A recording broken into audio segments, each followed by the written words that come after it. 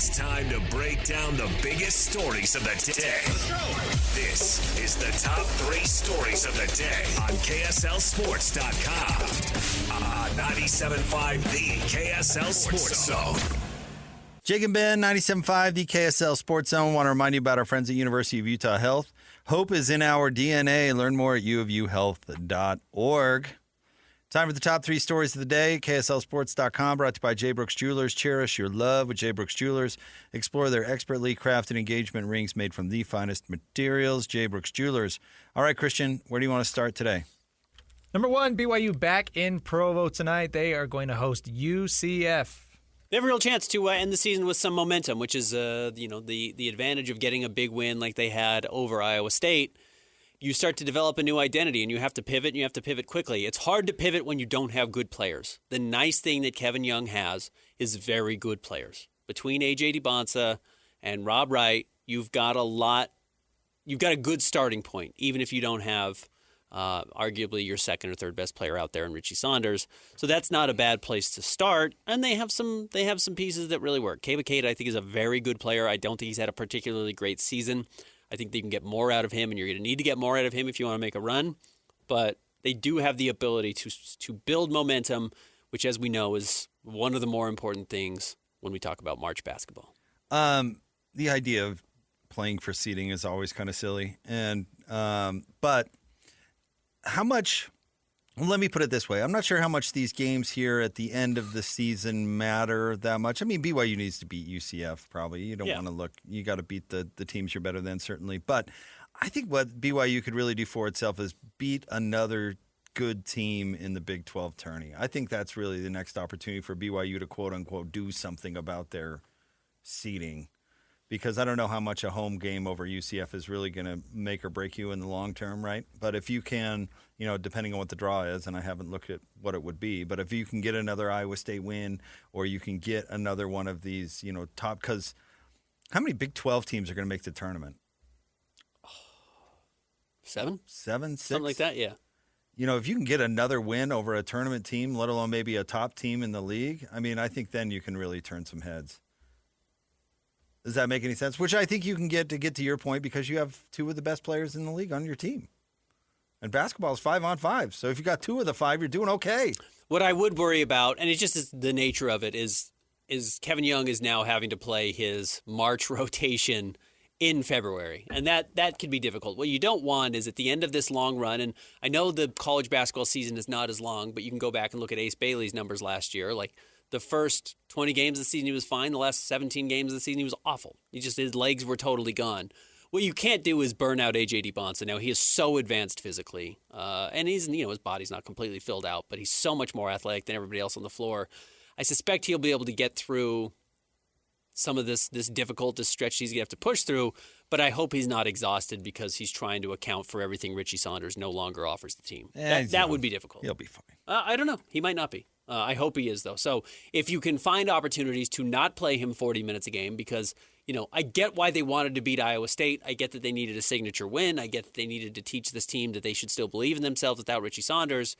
I think that was important. That was a statement game. Not every game the rest of the way needs to be a statement. So find ways to win games without A.J. DiBonsa having to play 40 minutes. It doesn't mean A.J. won't be the most important player. He's always been the most important player, but he can't be Mr. Do-It-All. Needs a triple-double for BYU to compete. By the way, did you see Kansas with Darren Peterson smoke Houston? Yeah, and Darren Peterson was awful. He was not good in that game. But Kansas creamed him. I watched that whole game. But guys, he played the whole game. He did play the whole game, and that's kind of the narrative, and he's probably recognized that he needs to start playing these games, otherwise AJ's going to leap him in the draft. But that's the problem. I mean, we were talking about getting another good win in tournament in the Big 12 tournament for BYU. Every single team you play can beat you. Honestly, every team can beat you. But you really don't have anything to lose because they're basically already in and solidified. You do have something to gain. BYU's absolutely in, yeah. No question. So BYU's in the tournament. That's the thing. I mean, BYU could go into the Big 12 tournament and lose to Houston. Nobody's going to care. No, but you do have an opportunity to turn heads with a win because the league is so good. It's the great part about being in a good league. It's the antithesis of the West Coast Conference. You can actually lose games and people don't just say, that's it. No, it's a good loss. Wow, okay, well. Yeah, no one's mad at Houston for losing to Kansas at Allen Fieldhouse. And they got dominated, but nobody's going to hold it against them. And then all you need to do is win one or two of them, and then the rest of the country is like, oh, you're in. In fact, we're going to give you a good seed. But, man, it's just crazy how much talent is in the Big 12. Arizona's loaded with great players. Their top draft pick is not even one of their best players.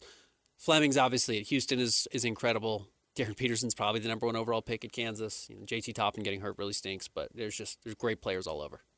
Yeah, it's the best league in college basketball. Certainly the most talented, no question. It's a huge difference. I mean, BYU had to be perfect. They had 4 games a year, 2 against Gonzaga, 2 against St. Mary's, and they better win every single other game and grab 1 or 2 of those. And then if you're lucky, they'll give you a trip to Dayton.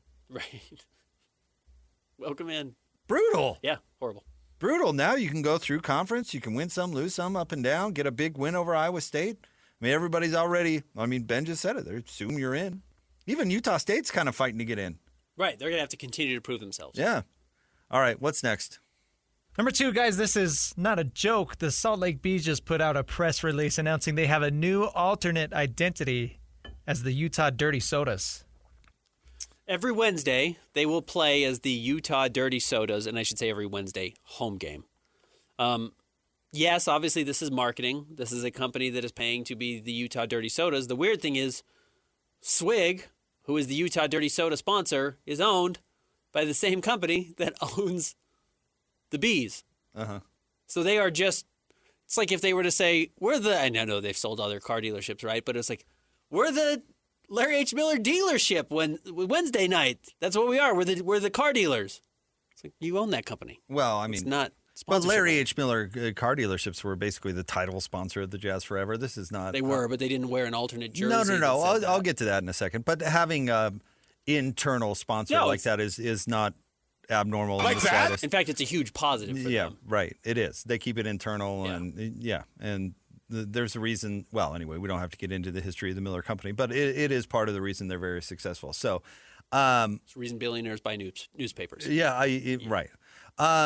But I'll say this. One, having known Larry Miller a little bit, he would hate this. I'm not saying not to do it, but the name Bees was very important to Larry Miller. That's why he changed the name to the Bees when he bought the team. But honestly, everybody's having a chuckle. This is what I love about minor league baseball. I think it's great. I think it's a great promotion. I think it's catchy. It gets headlines. It works for your sponsor as well as for the team. You can make a funny uniform. Listen, the Bees are not the New York Yankees. It is not. Minor league baseball is famous for this stuff, and I think it's great. Sell tickets. You went out to the stadium last year, didn't you? We went for the Christmas party that we had out there.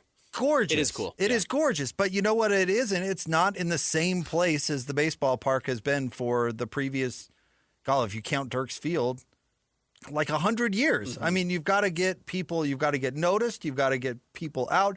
The sports landscape in Salt Lake and in Utah in general is getting much more crowded. I've got not only zero problem with this, but I think it's kind of a cool idea to get attention to your ball club. Maybe if we were talking about the Jazz, maybe it would be a different story. Although I think fans are way too sensitive about stuff like patches on uniforms and all that garbage. Like, get over it. Salt Lake City Stars do a lot of promotional nights. They do have a Princess lot of Night and all strange that nights. stuff. Yeah. Yeah. So, yes, this is not foreign for minor leagues. My fear is this is somebody who said, who draws a lot of attention? When the best tickets we sold this year was when the Savannah Bananas came in. And those guys are doing all kinds of crazy stuff. I hope they don't turn it into a circus. And the truth is the rules will not allow you. No, I think that the reason to do it is to get Jake and Ben to talk about it because it comes back to me, obviously, like most everything else on the planet. But honestly, to get attention, that's what it matters. Get attention for your club and get attention for the sponsor. And what you are trying to do is latch on to the popularity of the sponsor as well as promote the sponsor. So people love dirty sodas in this town. I don't get it. I've actually never had one. Well, then how can you say you don't get it? You've never had one. I've had one. I don't get it. But you don't get to say I don't get it because you've never had one. Well, I like Coke straight. Coca-Cola. Please cut that. Please get that for me. I like Coke. Let's play that a lot. Please get that little clip, and we'll play that a ton. I like my Coke uncut, as they say. And that one. So I don't understand that aspect. It's just fine on its own. And the line thing. I don't like lines in general, but I mean lines stretching out. Well, you're also missing the other part of it. They're very expensive. It's that's also a lot more than a regular soda. But they're very popular, being my are. point. And so, like the Jazz jumping on the Stanley Cup craze of a couple of years ago. Yeah. You know, this is not anything that's abnormal. And in minor league sports, it's just part of the game. And we've seen some really bad ideas. Do you remember Wonder Bread Night or whatever that White was? Pride Night? Yeah, that was a toughie. The Ormels. Or I think, was it the Raptors that had Hourglass Figure Night where they were trying to attract curvaceous gals to the